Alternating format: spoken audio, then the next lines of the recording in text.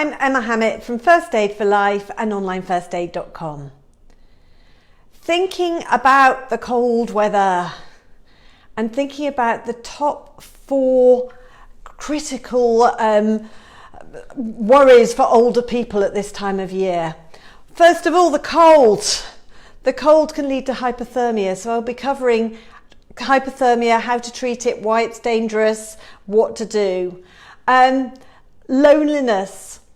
The fact that it's so cold and it's slippery out means that a lot of older people don't go out when the weather closes in a bit, and they can get incredibly lonely, which makes them more vulnerable to scams and more vulnerable to having falls and not being found, and just more vulnerable generally.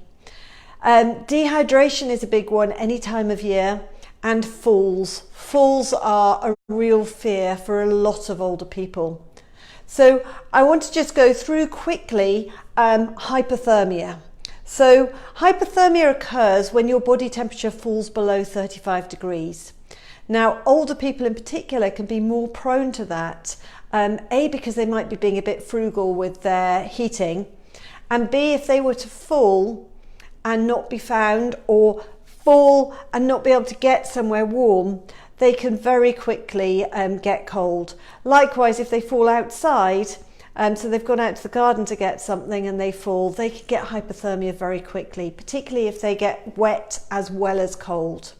So signs and symptoms of hypothermia are things like pale cold skin, shivering, being very tired and yawning a lot, perhaps being confused, slurred speech, rapid breathing.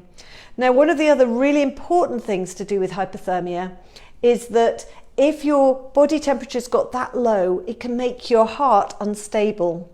So you should be really careful moving that unconscious person, and if they're very, very cold, moving them could precipitate a heart attack. So make sure you are calling the emergency services. Get them as warm as possible. If it is safe to get them inside and into the warm, then do that. But do be aware that their heart will be less stable. The other really important thing with hypothermia is that it affects the clotting ability of the blood. So if they have a wound, that wound is likely to bleed more and be much harder to control the bleeding.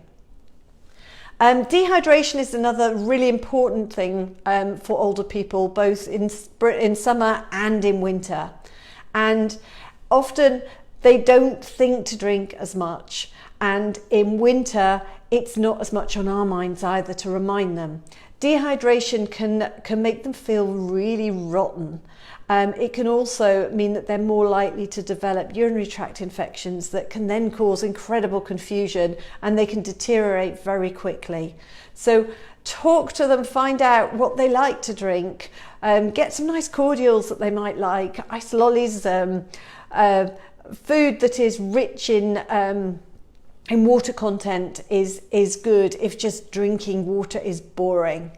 Be aware that caffeine can actually act as a diuretic, so too much caffeinated tea or coffee can actually cause the body to lose more water. And obviously falls are really important. So I've got a whole load of information on falls, how to help someone get up, how to get up if you have fallen, and how to prevent falls in the first place. So I hope that's been useful. That's Emma Hammett from First Aid for Life and onlinefirstaid.com.